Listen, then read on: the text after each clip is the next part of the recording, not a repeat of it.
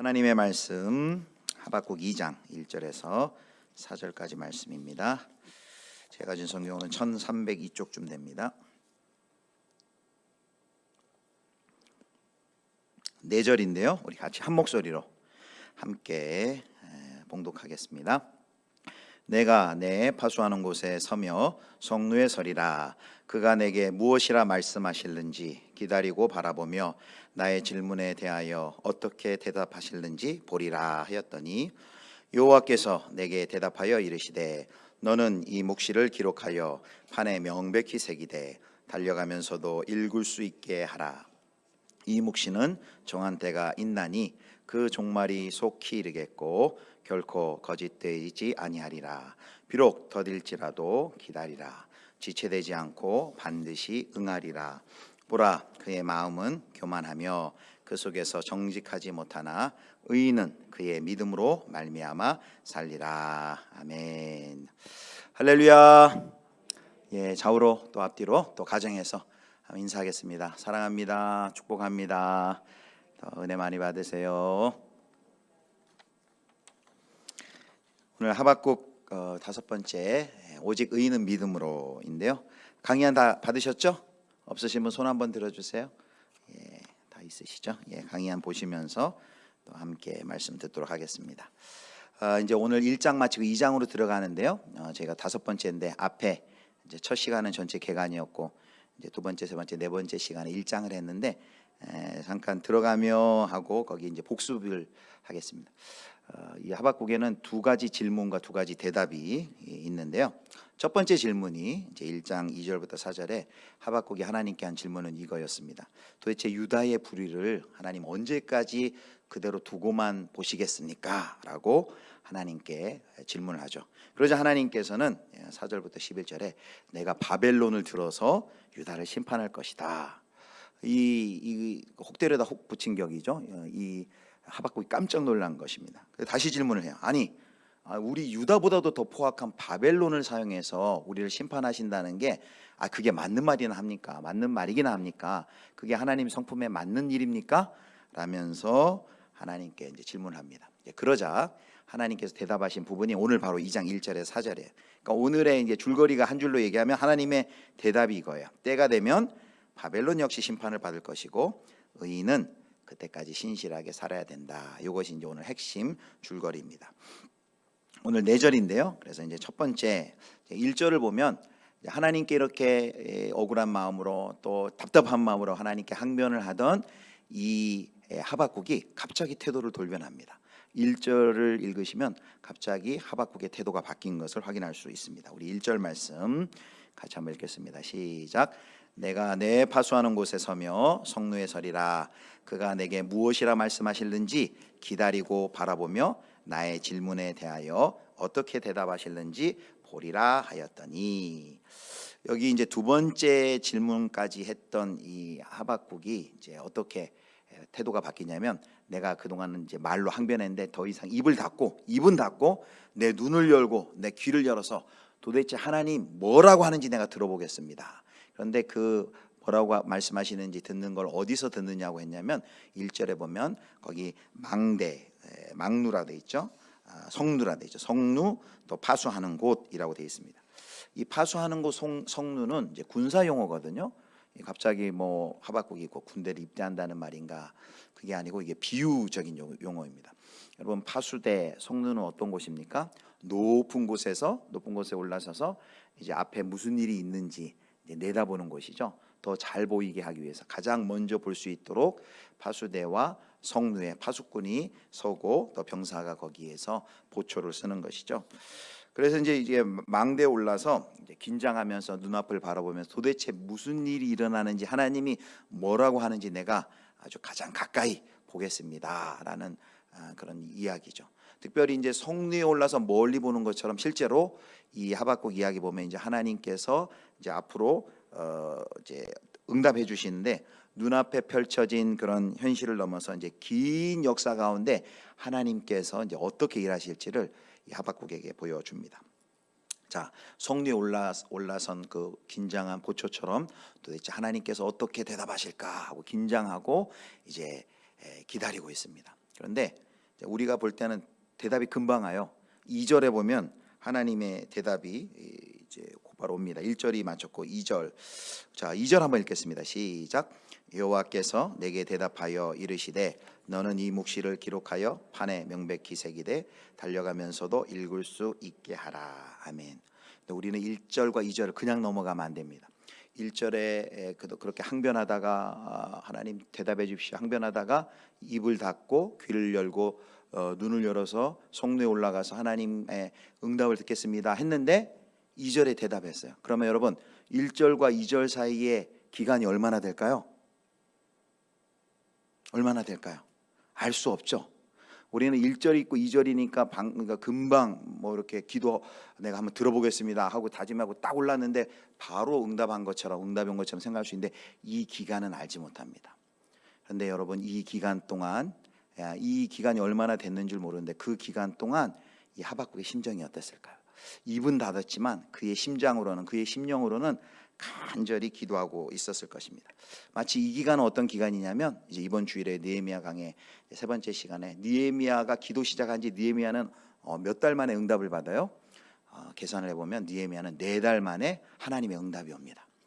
근데 여기 하박국은 얼마 만에 왔는지는 몰라요. 그러나 분명한 것은 여기 입을 다물고 눈과 귀를 여는 기다림의 기도라고 했는데 이 기다리는 동안 얼마나 하박국이 입은 열지 않았지만 입을 열지 않았다고 해서 부르짖지 않았다고 해서 입을 열어 기도하지 않았다 해서 그 기도가 간절하지 않은 건 아니겠죠. 그 마음으로 심장으로 아마 간절하게 하나님 보여주시고 말씀해 주십시오. 간절한 심정으로 이 하박국이 계속해서 기도했을 것입니다. 그리고 그 기도의 결과 하나님께서 응답을 해주십니다. 여러분도 우리 성도님들도 지금 간절히 입을 열어서 기도하든지 입을 닫고 심령으로 기도하든지 여러분 간절히 기도하는 제목들이 있을 거예요. 하나님께서 꼭 그 기도에 응답하실 줄 믿습니다. 포기하지 마시고 기도는 응답 받을 때까지 하는 겁니다.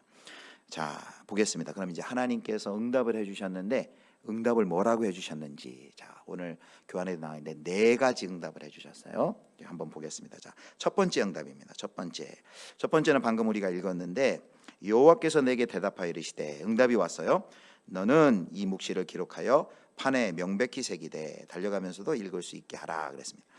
첫 번째는 이제 판에 명백히 새기되라고 하는데 이것은 응답이라고 하기보다는 이제 응답은 그 뒤에 나오고 응답이라고 하기보다는 이제 응답 전에 어떤 설명과 하나님이 해주실 그 응답에 대한 그것을 어떤 성격인지를 이제 설명해주고 강조하는 표현이 바로 이거예요. 무슨 말이냐면 내가 이제 앞으로 할 그 응답은 반드시 실현되고 반드시 확실하고 분명한 것이다라고 말씀하시는 거예요. 그러니까 응답 자체보다는 내가 앞으로 반드시 응답할 것이고 분명하게 확실하게 분명하게 응답할 것이다.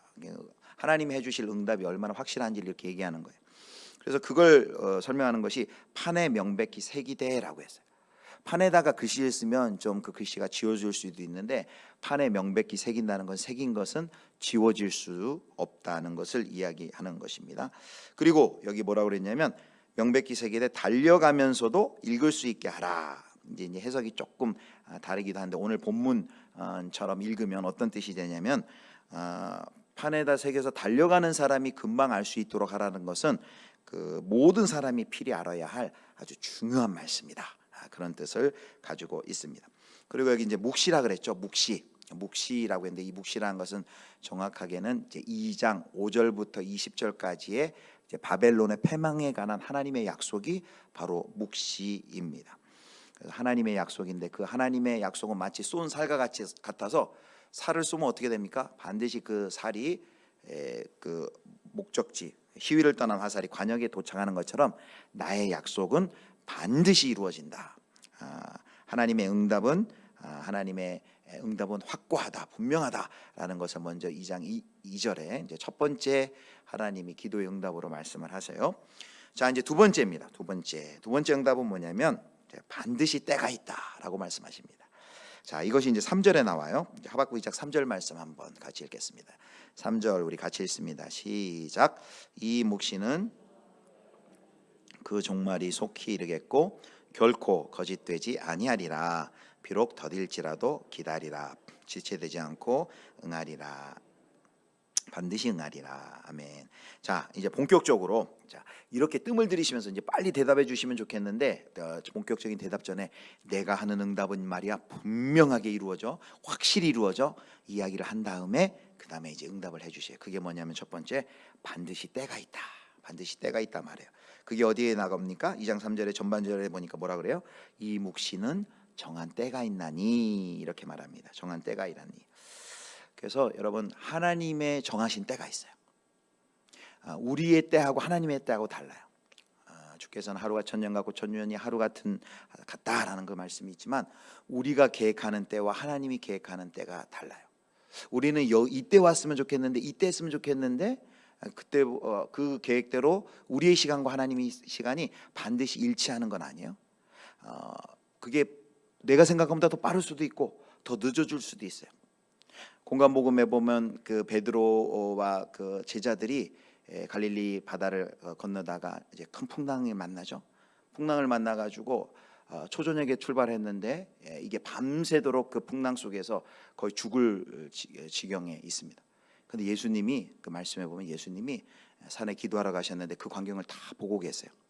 그런데요, 이제 그 이스라엘 시간이 이제 저녁 6시부터 9시, 1경, 6시부터 9시 2경, 3경이 12시부터 새벽 3시 3경, 4경이 3시부터 6시 4경, 이렇게 되면 여러분 6시 해가 지면서 출발해서 풍랑을 만났으면 이 제자들의 소망은, 예수님께서 그걸 다 보고 계셨다 그랬거든요. 제자들 위해서 기도하고. 그렇으면 제자들의 마음, 우리의 생각 같아서는 어때요?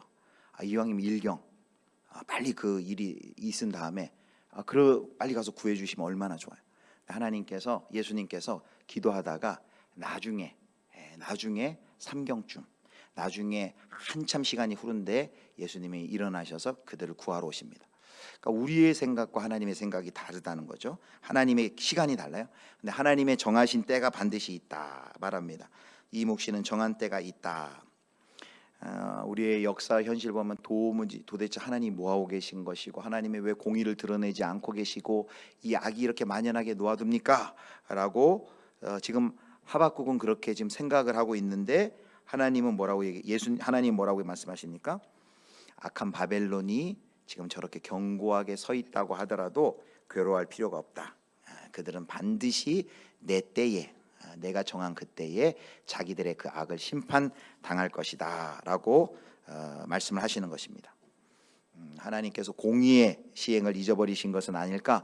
전혀 걱정하지 말아라, 이런 뜻입니다. 그래서 3절에 그 같은 뜻의 말을 4번이나 반복해요. 사실 3절을 보면 같은 말이 계속 반복되는 것입니다. 3절을 말씀 다시 볼까요? 거기 보면 이 묵시는 정한 때가 있나니, 그러고 정한 때가 있다 그랬죠.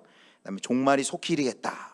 정한 때가 있으니까 그 정한 때가 종말인데, 바벨론 심판당할 때를 지금 1차적으로 종말이라 그러는데 그때가 이를 것이다. 또 결코 거짓되지 아니하리라. 그때가 반드시 임할 것이다 얘기하고요. 그리고 마지막 또 뭐라 그래요? 4번째, 지체되지 않고 반드시 응하리라 하고 4번씩이나 같은 표현을 반복해서 하나님의 때, 나의 때가 있고 바벨론을 향한 그 심판이 반드시 이루어질 것이다 라고 강조를 하고 계십니다. 이게 이제 두 번째 응답이에요. 반드시 나의 때가 있다.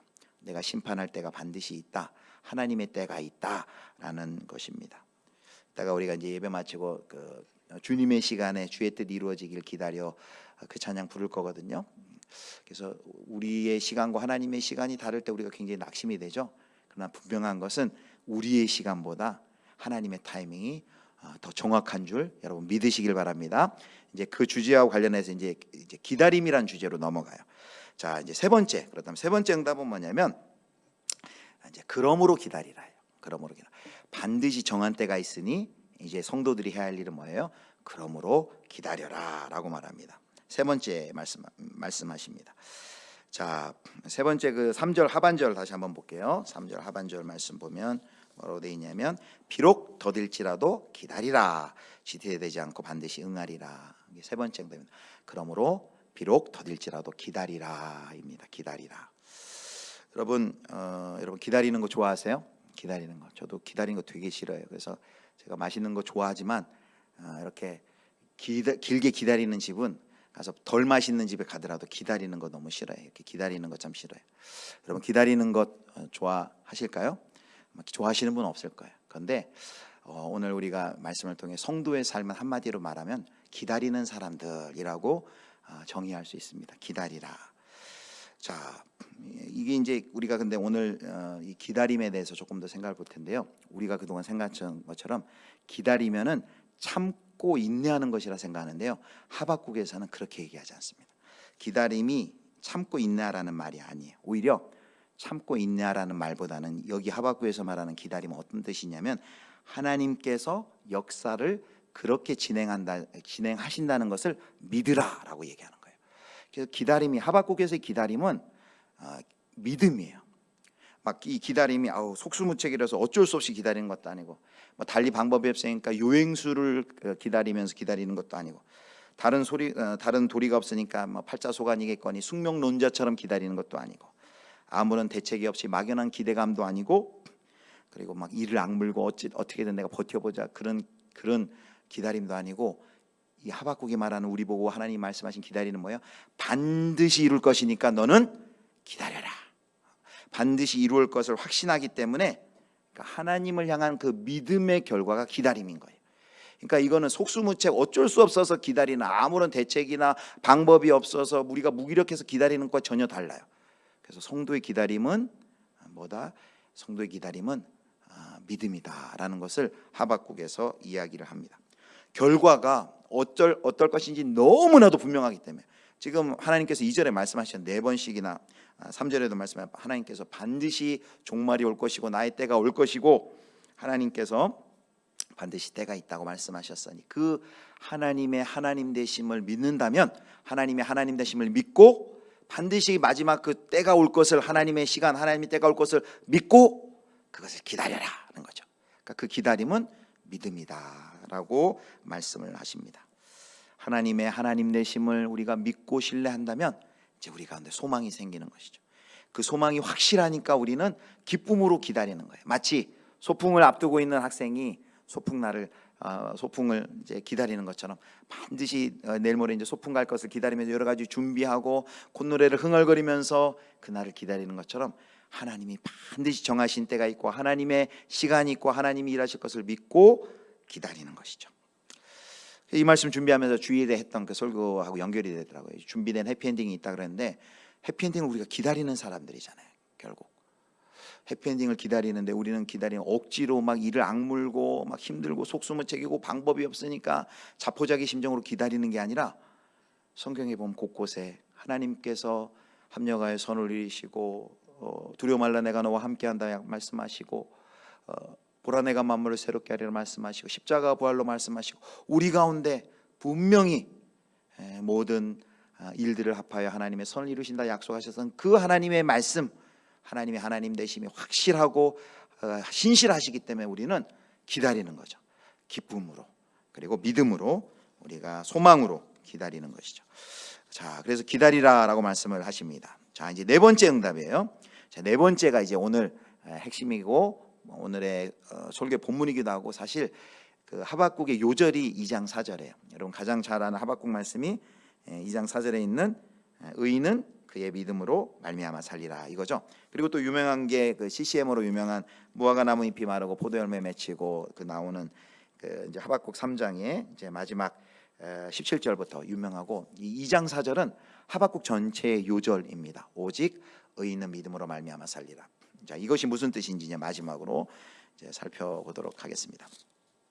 자, 이제 하박국 2장 4절 이제 4번째 응답이자 이제 최종 결론인데요. 4절 같이 한번 읽겠습니다. 4절 말씀 같이 읽습니다.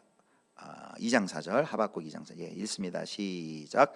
보라 그의 마음은 교만하며 그 속에서 정직하지 못하나 의인은 그의 믿음으로 말미암아 살리라. 아멘. 그의 마음은 악인 또 뭐 바벨론 이런를 의미하는 것이고요.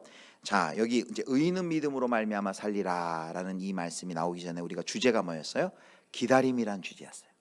자, 기다리라라는 말씀에 이어서 이제 믿음이란 주제가 연결돼 나와. 의인은 믿음으로 말미암아 살리라. 그러니까 이 하박국의 믿음은요 기다림으로 표현되는 믿음이다라고 할 수 있어요. 그러니까 우리가 그동안은 이제 기다린다라면 굉장히 무기력하고 굉장히 소극적이라고 생각했는데, 이제 우리 성도가 기다린다는 것은요, 성도가 해피엔딩을 기다리고 성도가 하나님의 일하심을 기다리고, 우리가 기도하면서 내내 그렇게 기다리잖아요. 성도가 기다린다는 것은요 소극적이 아니에요. 매우 적극적이고요, 매우 모험적이고 오히려 공격적이기까지 합니다. 성도의 기다림은. 그래서 성도의 기다림은 아무 일도 하지 않는다는 것이 아니고요, 매일매일을 믿음으로 하루하루를 살아가는 것을 의미합니다. 그래서 우리가 하나님께 기도하고 기다린다는 것은 매우 적극적인 개념이고, 하나님의 하나님 되심을 믿고 하나님을 신뢰하면서 우리가 기다리는 이것은 매일매일 그냥 뭐 까마득히 있고 어쩌다가 그날 기다리는 것이 아니라 매일매일 그 기다리는 하루하루가 우리가 믿음으로 사는 하루하루다라는 것입니다. 자, 그럼 이제 본격적으로 믿음으로 산다는 것이 구체적으로 어떤 의미일까? 우선요, 이 하나님의 대답이요 굉장히 동문서답이에요. 동문서답 같아요. 왜냐하면 지금 우리가 아까 이제 복습할 때 살펴봤지만 지금 하박국이 뭐라고 믿었어요? 뭐라고 물었어요? 하나님, 도대체 이 현실에, 이 유다에서 일어난 이 현실 왜 이렇게 악과 부조리가 가득하고 하나님은 도대체 뭐 하고 계신 거예요? 하고 물었어요. 왜 이렇게 납득하지 못할 이런 상황이 계속됩니까? 그런데 하나님의 결론은, 최종 결론은 뭐냐면요, 오직 의인은 믿음으로 말미암아 살리라라고 대답하신 거예요. 여러분, 이게 질문과 답이 되신다고 생각해요? 이거는 하박국이 던진 질문에 대해서 동문서답이에요, 사실은. 왜냐하면 아니, 세상이 엉망인데 하나님 뭐 하시는 거예요? 라고 대답을 했다면, 하나님이 질문을 했는데 하나님은 마치 뭐라고 다시 질문한 것 같냐면, 그럼 너는 세상이 엉망일 때 너는 뭐 할래? 라고 하면서 오직 의인은 믿음으로 살아야 돼, 이렇게 이야기한 거거든요. 자, 그렇다면 도대체 하나님께서 하신 오직 의인은 믿음으로 말미암아 산다라고 한 이것이 어떤 의미인지 살펴보겠는데요. 이 2장 4절이 사실 쉬운 구절이 아니에요. 왜냐하면 우리가 알고 있었던 것 말고도, 그러니까 두 가지, 그러니까 중의적인 두 가지 의미가 여기 들어가 있어요. 첫 번째는 우리가 아주 잘 알고 있는 해석이에요. 이거는 뭐냐면 우리 이신칭이라 그러죠. 오직 의인은 믿음으로 말미암아 살리라. 뭐냐면 믿음으로 구원받는다, 믿음으로 새 생명 얻는다, 이렇게 해석을 하는 거예요. 그래서 이 하박국 2장 4절 말씀을 가지고 사도 바울이 두 군데 인용을 했어요. 그리고 그렇게 해석을 해요. 자, 로마서 1장 17절 말씀 보겠습니다. 자, 같이 읽겠습니다. 시작. 복음에는 하나님의 의가 나타나서 믿음으로 믿음에 이르게 하나니 기록된 바 오직 의인은 믿음으로 말미암아 살리라 함과 같으니라. 아멘. 지금 사도 바울이요 하박국 2장 4절을 인용해서 이렇게 얘기하는 거예요. 뭐라고 얘기했냐면 1장 17절 믿음으로 믿음에 이르게 하나니 기록된 바 오직 의인은 믿음으로 말미암아 살리라 함과 같으니라. 그래서 우리가 아는 것처럼 이제 이신칭의 믿음으로 의롭다함을 받는다, 이렇게 해석을 하고요. 그리고 또 사도 바울이 갈라디아에서도 같은 말씀을 언급을 해요. 3장 11절 말씀 보겠습니다. 자, 우리 같이 읽겠습니다. 또 하나님 앞에서 아무도 율법으로 말미암아 의롭게 되지 못할 것이 분명하니 이는 의인은 믿음으로 살리라 하였습니다. 아멘. 사도 바울이 이제 하박국의 말씀을 가지고 이신칭이 믿음으로 말미암아 산다, 믿음으로 말미암아 구원받는다, 이렇게 이제 해석을 했습니다. 그리고 그것을 이어서 종교개혁자들이 이 말씀, 하박국의 말씀, 또 로마서의 말씀, 갈라디아서의 말씀을 통해서 이신칭의라는 교리를 통해 그 당시에 로마 카톨릭의 그 잘못을 지적하고 종교개혁을 이루어냈죠. 이건 우리가 아주 잘 알고 있는 거예요. 근데 이제 오늘 우리가 또 같이 나눌 것은 이제 두 번째. 그러니까 첫 번째는 뭐냐면, 첫 번째는 의인이 되는 믿음이에요. 의인이 되기 위해서 어떻게 하면 의인이 됩니까? 믿음으로 말미암아 구원받는다, 믿음으로 말미암아 의인 된다.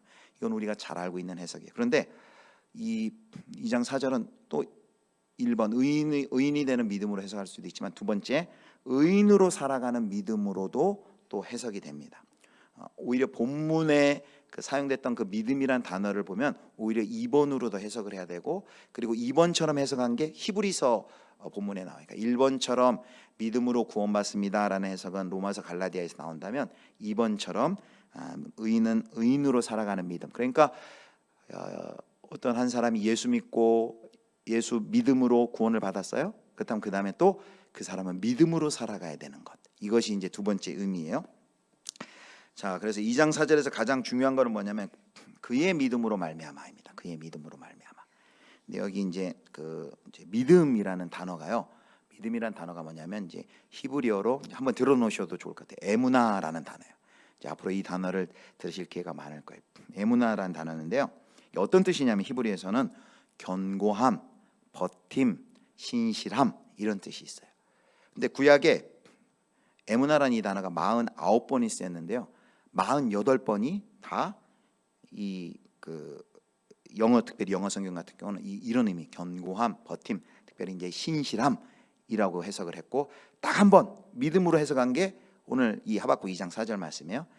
주석가들은 그렇게 영어 번역본들이 믿음으로 해석한 것은 아마 사도 바울이 하박국의 말씀을 가지고 로마서나 갈라디아에서 믿음으로 해석했기 때문에 그 영향으로 아마 믿음으로 해석했을 것이다라고 하는데, 이 에무나라는 1차적인 첫 번째 의미는 버팀이에요. 버팀 그리고 견고함 그리고 신실함 이런 뜻이 돼요. 그러니까 이걸 그냥 직역하면 이렇게 돼요. 오직 의인은 그의 버팀으로 말미암아 살리라 이렇게 돼요. 오직 의인은 그의 견고함으로 살리라. 그래서 공동 번역은요, 실제로 오직 의인은 그의 신실함으로 살리라 이렇게 해석을 했습니다. 여기 에무나라는 단어가 버팀, 견고함, 신실함으로 1차적으로 해석을 할 수 있어요. 그래서 첫 번째 해석이 틀렸고 두 번째 해석이 맞고 그게 아니, 이 두 가지 해석을 다 이렇게 다 취합니다. 다 취해요. 어떤 한 사람이 예수 그리스도를 믿음으로 말미암아 의인이 되는데, 또 그렇게 의인된 사람이 살아가는 방식이 뭐예요? 믿음으로 살아가야 된다는 거예요. 그런데 그 의인된 사람이 믿음으로 살아가는 그 믿음이 뭐예요? 그것이 바로 버팀, 견고함, 신실함이라는 거예요. 자, 그러면 도대체 의인은 무엇을 버티고 무엇을 견뎌야 되는가? 자, 그것을 잘 보여주는 게 출애굽기 17장 12절 말씀이에요. 자, 출애굽기 17장 12절 어떤 상황이냐면요, 한번 그냥 보시고요. 이제 모세의 팔이 피곤함에 그들이 돌을 가져다가 모세 아래 놓아 그가 그 위에 앉게하고 아론과 훌이 한 사람은 이쪽에서 한 사람은 저쪽에서 모세의 손을 붙들어 올렸더니 그 손이 해가 지도록 내려오지 아니한지라. 어느 족속과 전투 장면이죠? 예, 모세 나오고 아론과 훌 나오죠? 예, 아말렉과의 전투에서. 그래서 이때 어떤 상황인지 아실 거예요. 모세가 손을 들으면 전투에 이겨져요.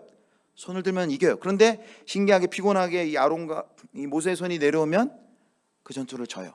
그러니까 이 손이 내려오지 못하도록 하려고 아론과 훌이 옆에서 이렇게 들어주죠. 근데 여기에 에무나라는 단어가 나와요. 방금 우리가 썼던 하박국 2장 4절에 에무나라는 단어가 나오는데, 거기에 어떤 단어가 에무나라는 단어냐면요, 거기 17장 12절 마지막에 보면 그 손이 해가 지도록 내려오지 아니한지라 그랬죠. 손이 내려오지 아니한지라, 손이 내려오지 아니한지라, 이 동사가 바로 에무나예요. 즉 강하게 버틴지라, 손이 내려오지 않도록 강하게 버틴지라, 견고한지라라고 번역할 수 있어요. 거기에 이 에무나라는 단어를 썼어요. 모세가 팔이 피곤해 버틸 수 없을 때 돌을 가져다가 아론과 훌이 그 위에 앉아가지고 손을 버텨주는 것. 그때 모세의 팔이 강하게 버티게 된 그게 뭐라고요? 그게 바로 에무나라는 거예요. 그래서 결국 에무나라는 것은 한마디로 물리적으로 버티는 것을 의미합니다. 물리적으로 버티는 것. 그래서 우리가 방금 이제 오직 의인은 그의 버팀으로 말미암아 살리라라고 했습니다. 그렇다면 여러분, 의인이 그의 버팀으로 말미암아 살리라라는 것은 무슨 말일까요? 바로 하나님의 약속을 믿는 하나님의 백성은 비록 지금 하박국이 처한 상황처럼 약속이 성취되지 않는 것처럼 보이고 공의가 이루어지지 않는 것처럼 보이고 하나님의 안 계시처럼 보이고 그럴지라도 실족하지 말고 인내함으로 끝까지 그 믿음을 지키고 버텨낸다라는 것이죠. 그 믿음 가운데 그 버텨낸다는 거죠. 하나님을 신실히 의지하고 버텨낸다는 것이죠. 그렇게 버틸 때 비로소 거기서 그 버팀 속에서 진정한 삶, 또 참 생명을 누릴 수 있다라는 거예요. 그러니까 오늘 본문에 두 가지 주제가 나와요. 하나는 기다리는 것, 기다리는 믿음이라 그러는데 기다리는 것, 또 하나는 버티는 것. 예수 그리스도를 주로 고백하고 믿은 의인은 이제 끝까지 그 하나님의 하나님 되심을 신실히 의지하고 끝까지 버텨내는 거예요. 끝까지 그 버티는 사람이 바로 바로 하나님의 백성이다. 그래서 우리가 이렇게 질문할 수 있어요. 하나님의 백성은 무엇으로 삽니까? 라고 할 때 하나님의 백성은 믿음으로 삽니다. 하나님의 백성은 버팀으로, 하나님을 의지함으로 버팀으로 삽니다 라고 말할 수 있습니다. 바로 그 의미가 바로 히브리 10장에는 아까 1번의 의미 믿음으로 구원받습니다라는 것은 로마서와 갈라디아에 인용됐다면 히브리서 기자는 바로 이런 의미로 이 하박국 2장 4절을 인용했어요. 자, 히브리 10장 36절부터 보겠습니다. 자, 너희에게 인내가 필요함은 너희가 하나님의 뜻을 행한 후에 약속하신 것을 받기 위함이라. 37절 시작. 잠시 잠깐 후면 오시리가 오시리니 지체하지 아니하시리라. 나의 의인은 믿음으로 말미암아 살리라. 또한 뒤로 물러가면 내 마음이 그를 기뻐하지 아니하리라 하셨느니라. 아멘. 여기 나의 의인은 믿음으로 말미암아 살리라 2장 4절의 말씀을 인용하면서 히브리서 기자는 뭐라고 이야기를 합니까? 뒤로 물러가면 나의 의인은 믿음으로 말미암아 살리라. 또한 뒤로 물러가면 내 마음이 그를 기뻐하지 아니하리라 하셨느니라. 근데 뒤로 물러가면의 반대말이 뭐예요? 뒤로 물러가는 것의 반대말이 믿음으로 말미암아 사는 것이에요. 뒤로 물러가는 것, 포기하고 떨어져 나가는 것이 아니라 하나님께 붙어 있고 하나님의 믿음을, 하나님을 신뢰하는 그 가운데 버티고 서 있는 것이죠.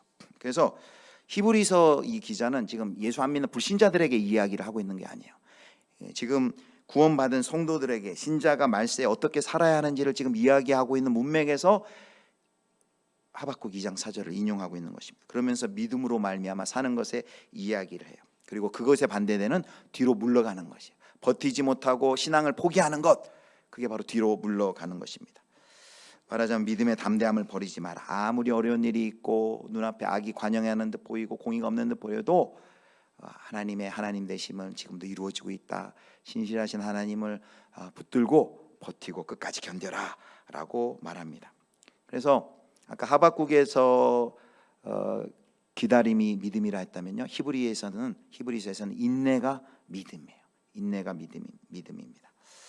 자, 사랑하는 성도 여러분, 이제 정리를 하겠습니다. 자, 오늘 성도가 여전히 끝까지 버티고 세상이 뭐 어떻게 변하든 세상이 어떻게 돌아가든 끝까지 제 길을 끝까지 견디며 갈 수 있는 그 근거는 무엇입니까?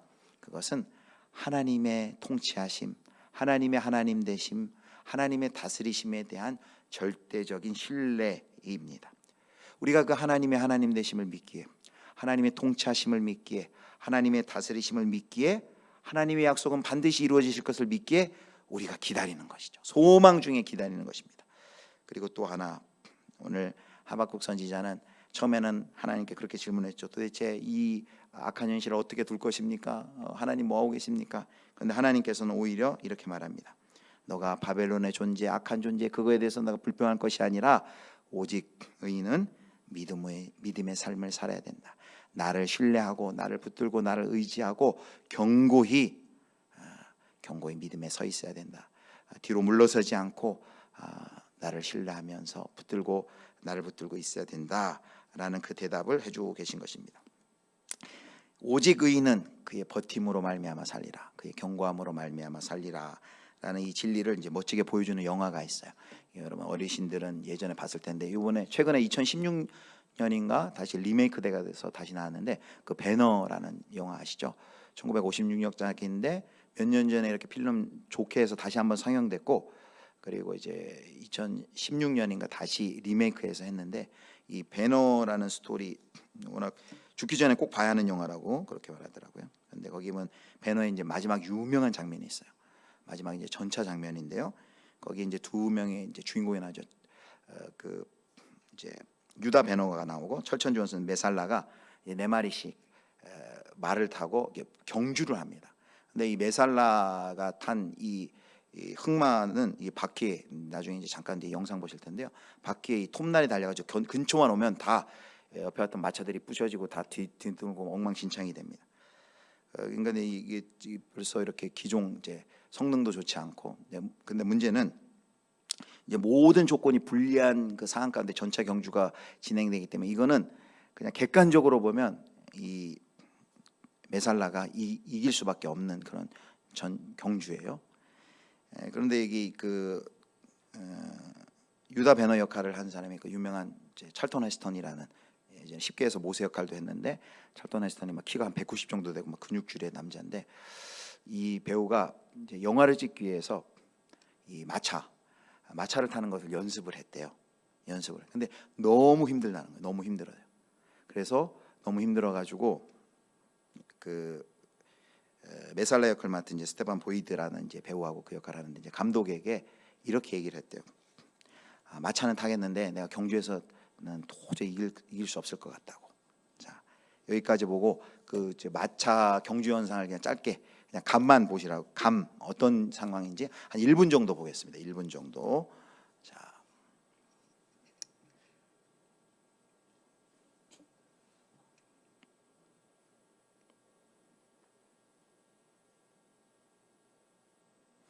네, 저렇게 뱅글뱅글 돈다는 것은 뭔가 좀 안 내고 있는 건데요. 네, 마차 소리 들리네요.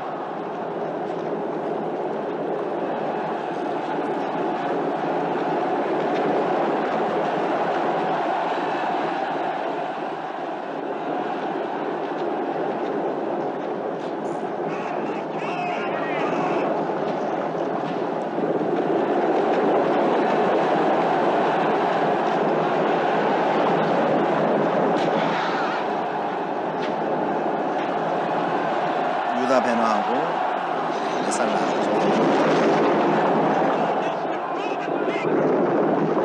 찰턴 헤스턴.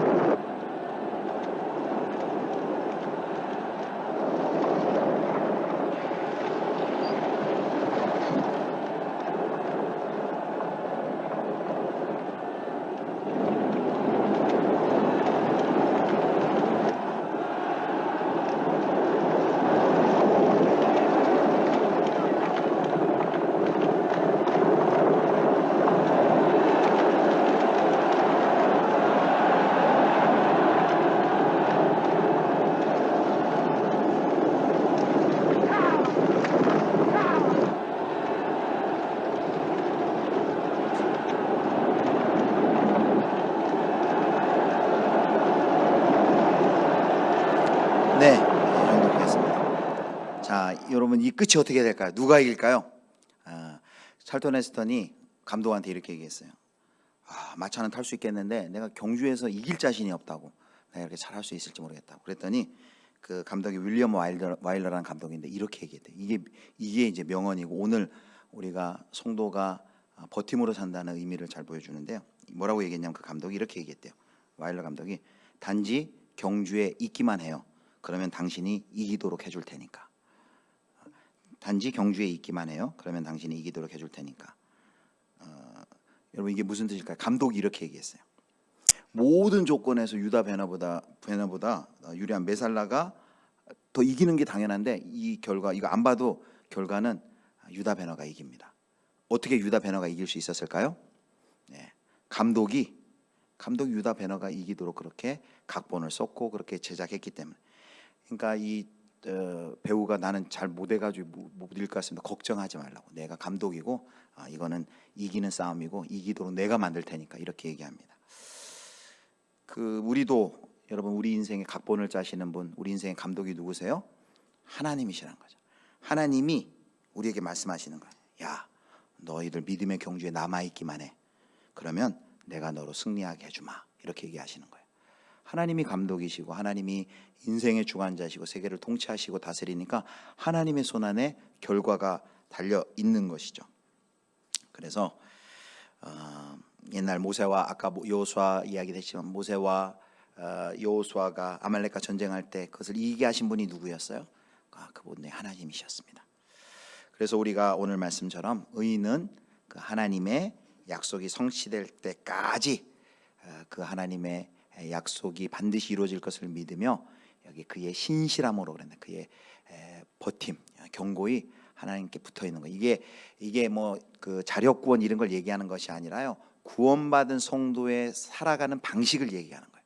우리가 예수 믿고 구원받았다면 히브리서 말씀처럼 그 신앙에서 뒤떨어지고 나가 떨어지는 것이 아니라 견고히 거기에 버텨 있음으로, 버팀으로 우리가 산다. 버티면서 하는 것이 우리의 자세가 되어야 된다라는 것이죠. 그리고 우리가 그렇게 버틸 수 있도록 하나님께서는 또한 우리가 그렇게 기도할 때 우리를 분명히 도와주실 것입니다. 하나님의 백성답게 하나님의 약속이 이루어질 것을 굳게 믿고 끝까지 하나님 의지하고 버티면서 살아가시는 우리 예수비전교회 성도님들 다 되실 수 있기를 주님의 이름으로 축원합니다.